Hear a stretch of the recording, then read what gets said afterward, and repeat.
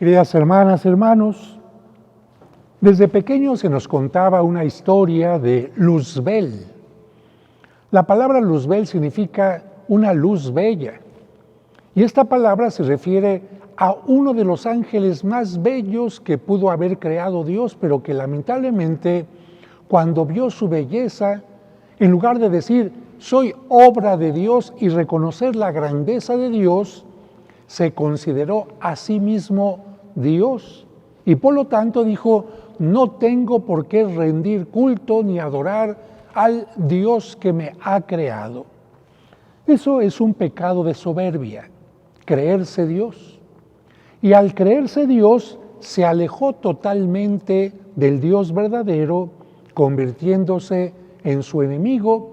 Pero no solamente eso, sino perdiendo todos los dones que Dios nos puede brindar, convirtiéndose por lo tanto en el ángel rebelde, en Satanás. ¿Por qué? Por soberbia. La soberbia puede venir de dos elementos. Por una parte, puede venir de creernos Dios y por lo tanto considerar a los demás menos que nosotros.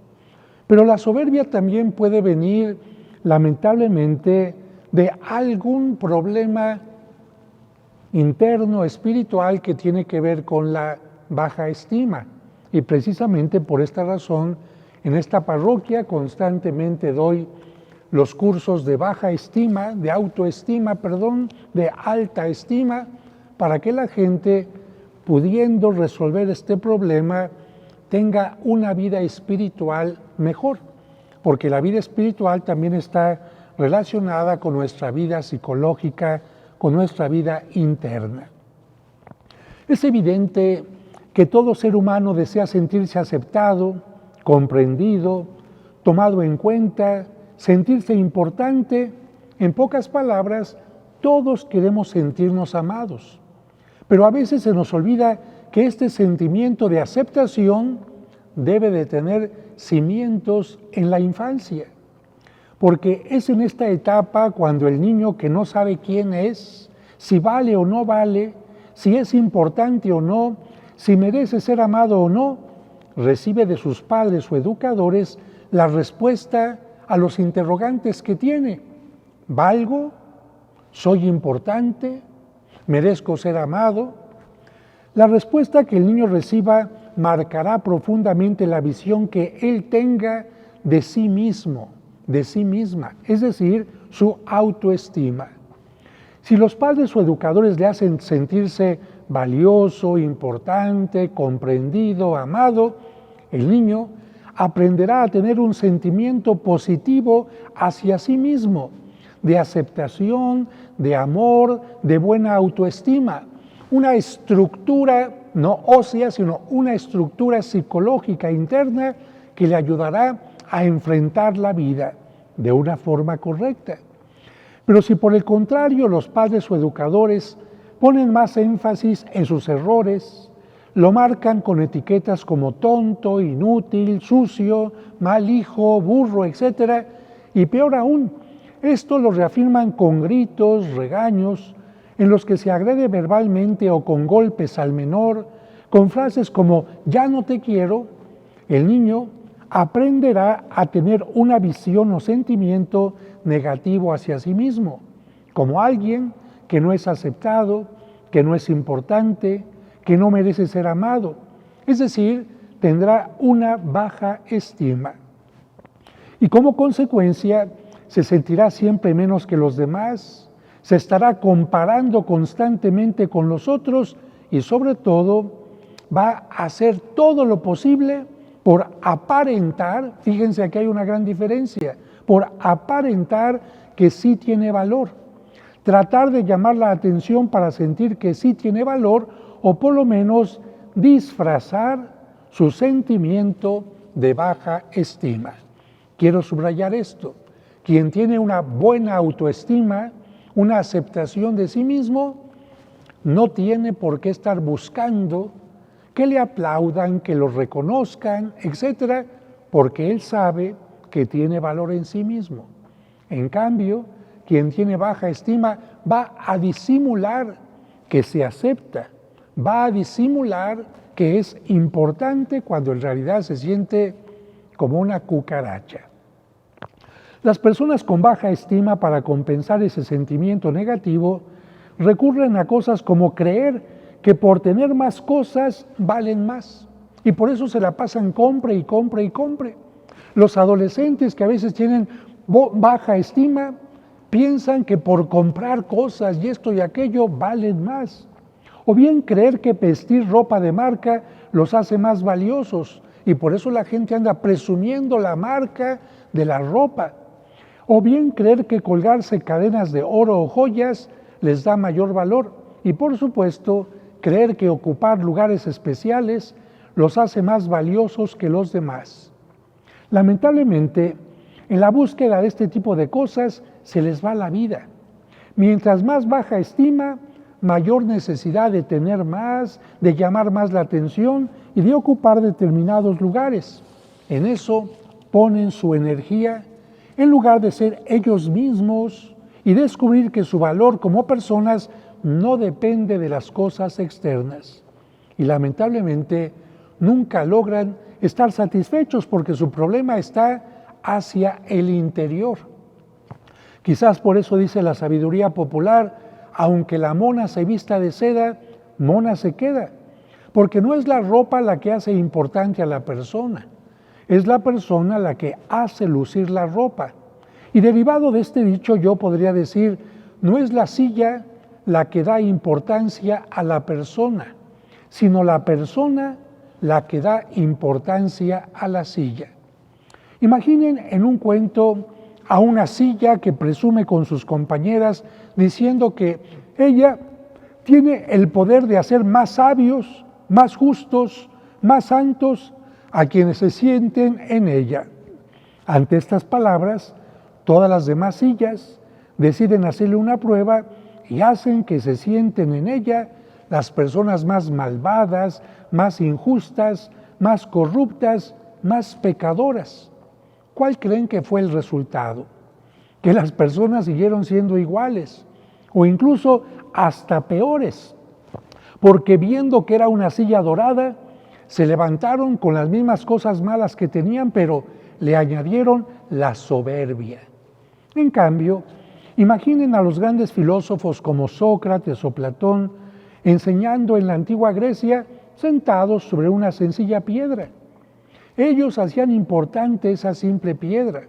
O imaginen a la abuela de la casa sentada en una vieja y maltratada mecedora, compartiendo su sabiduría, su experiencia a los nietos. No es la mecedora la que le da sabiduría a la anciana, sino más bien ella la que hace que ese mueble se convierta en algo importante. Por eso, en la Casa Museo de Beethoven, en Bonn, en Alemania, o la de Mozart, o de los grandes héroes mexicanos, se conserva su mobiliario, pero no porque el mobiliario haya dado importancia a los personajes, sino porque los personajes dieron importancia al mobiliario. En otras palabras, los muebles, muebles son, siempre serán los mismos. No es una silla la que transforma a las personas. Simplemente pensemos en sillas de gobernantes. Ya nada más porque tal gobernante se sentó en tal silla, fue justo, importante, ante la sociedad, cumplió con lo que tenía que hacer. No, hay muchos que la historia los juzga como traidores a la patria, como vendedores del país o muchas cosas semejantes. No es la silla lo importante. El día de hoy, Cristo nos recuerda lo importante que es amarnos a nosotros mismos, tener una sana estima partiendo no de ropa de marca, no de cadenas de oro, sino partiendo de saber que somos hijos de Dios, que venimos de sus manos, que Él nos ha hecho a cada uno distintos y valiosos, con diversos dones y características para que seamos felices y compartamos la felicidad y el amor con quienes nos rodean. Que seamos felices sabiendo que nos equivocamos, pero que nadie es perfecto, pero que con humildad, Reconociendo nuestras limitaciones y errores, podemos irnos perfeccionando cada día. Que reconozcamos que la humildad no es algo malo que nos haga menos, sino por el contrario, porque solo el que reconoce los errores puede corregirlos. Solo el que reconoce que se perdió en el camino puede encontrarlo de nuevo. Que solo el que reconoce que necesita ayuda puede salir de un problema. Que solo el que reconoce que no es Dios, pero que sí necesita de Dios para ser mejor, podrá crecer, madurar y dar lo mejor de sí. Viene a mi mente en este momento aquel pasaje cuando el ángel le dice a la Virgen María: Dios te ha escogido para que seas la madre del Salvador. ¿Qué podría haber hecho María si tuviera la soberbia? Hoy voy a ser la madre del Hijo de Dios, por lo tanto, pónganme lugares especiales, denme un trato preferente, yo no voy a aceptar que mi hijo nazca en cualquier lugar, no, tráiganme ropas finas. No, la Virgen María, ¿qué es lo que dijo? Yo soy la esclava del Señor, que se cumpla en mí según su palabra. Y precisamente por esta humildad de la Virgen María, se convirtió en la más grande como modelo. Por eso dice: todas las generaciones me felicitarán. ¿Por qué? Porque yo he permitido que Dios viva en mí, y en todo caso, las generaciones reconocen no a la gente soberbia, sino a la gente que, como la Virgen María, con humildad aceptan la voluntad de Dios. Hoy el Evangelio nos recuerda que Jesús fue invitado a comer a casa de uno de los jefes de los fariseos. Pero la intención de los fariseos no es honesta, compartir su vida con Jesús, abrirse a su mensaje, sino más bien tienen una actitud deshonesta porque quieren ver su comportamiento y encontrar algo para poder atacarlo. El ambiente en aquella reunión estaba contaminado de hipocresía, de adulación, de falsas sonrisas. Pero la mirada aguda de Jesús fue descubriendo interiores egoístas que buscaban el mejor lugar, la menor distancia de los amigos más convenientes, la soberbia, la búsqueda de honores, la falta de fraternidad eran evidentes. En este contexto, Jesús aprovecha para decir: cuando te inviten a un banquete de bodas, no te sientes en el lugar principal, no sea que haya algún otro invitado más importante que tú y el que los invitó a los dos venga a decirte: déjale el lugar a este, y tengas que ir a ocupar lleno de vergüenza el último asiento. Y aquí me parece importante que, aunque nosotros tengamos un sentimiento de buena estima, no sabemos lo que piensan los demás de nosotros. Quizás nosotros pensamos: este amigo me quiere. Y sí es cierto, nos puede querer, pero este amigo a lo mejor puede tener un lugar en su corazón más importante para otra persona. Y hay que aprender a respetar también los lugares en el corazón que tienen los demás, los lugares de agradecimiento que los demás tienen en su corazón. Y esto hace que en las reuniones, precisamente por eso digan: vente tú y siéntate acá, y tú también. Pero uno no puede llegar diciendo: yo soy en tu corazón el más importante. No, eso no lo podemos decir de ninguna manera nosotros.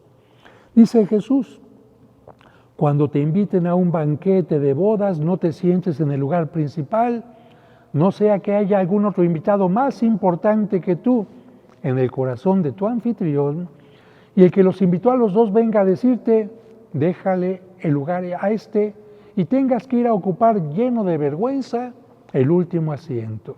Por el contrario, cuando te inviten, ocupa el último lugar para que cuando venga el que te invitó te diga: amigo, acércate a la cabecera. Jesús quiere insistir una vez más en un tema central de su predicación: el que se engrandece a sí mismo será humillado, y el que se humilla será enaltecido. Desde la perspectiva del reino, los despreciados, los insignificantes, los pobres y los humildes son los primeros. Jesús se hizo hombre especialmente para salvar a los pecadores. Estas palabras de Jesucristo seguramente hicieron que más de alguno de los comensales se removiera en su lugar, sintiéndose descubierto.